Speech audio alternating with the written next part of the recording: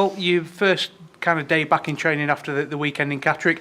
Just explain to us what they had you and the lads doing.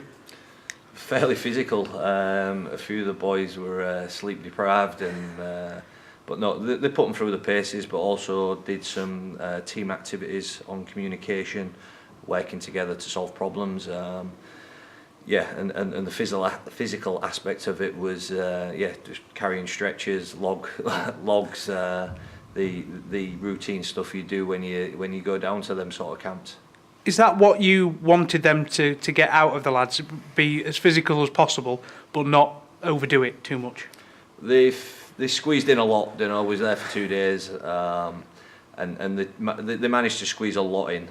Like even they said they wouldn't go through that many PT sessions during a weekend to what the boys did, but they wanted them to experience what they experienced throughout a week. Really, just squashed into sort of 2 days. So. Yeah, they didn't get much sleep while they was there as well. How beneficial is that from your point of view? Not the lack of sleep, but the work that they've gone through. Is that something that you felt was needed from everybody? Yeah, certainly. And you see the characters come to the front that want to lead when it is tough. When and you're going to experience them in games in them tough parts. Who's going to take them carries?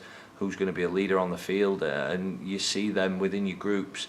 That you can turn to and rely on in games like that. So it brings them out, but also it breaks a few barriers down with other players, because they don't get to spend much time with each other. They come and train weekends, they're with family, so it's hard to get them together and spend time together and get to know each other, and it was a really good occasion to do that. Is it a perfect opportunity for you as a coach as well to see those ones that come out of the shell in difficult situations? Yeah, certainly that way, and just come out the shell in a whole, really. Like Tarley, he's one of a few words, but over the weekend, by the end of it, he was opening up conversations with boys that he's probably never talked to in 2 years being here. So it was great for that, and like I say, the boys got together, and that was a big key part of it as well. Is that something that maybe you brought in from your role at Hull FC? Have you done that in years before, when you were a player or as a coach over there? I just think a good team atmosphere helps with performance.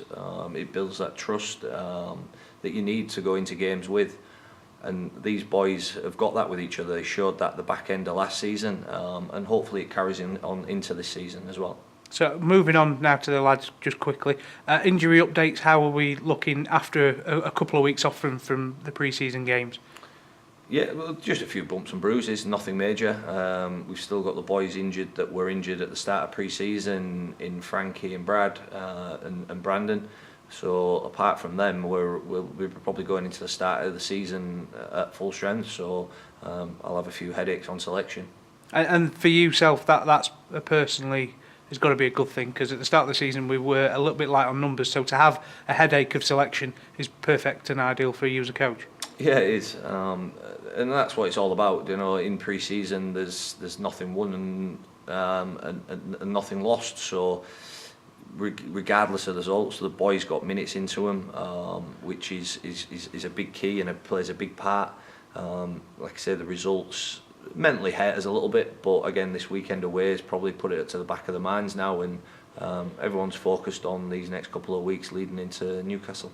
You just mentioned it there, these next couple of weeks, vital couple of weeks ahead of the big first game against Newcastle. I know the weather's not ideal at the minute with freezing cold weather and pitches, but what will you be trying to get into the lads? As much ball work as you possibly can? Yeah, certainly. There'll be still elements of the fitness side of things that our conditioner will want into them, and again we'll be pressing on with the strength. But yeah, we want the ball in hand as much as we can, but again, weather permitting, it's going to be hard. Again, training on a night and facilities being shut down, it's hard to do that. But hopefully we'll be okay and we'll get things right for round one.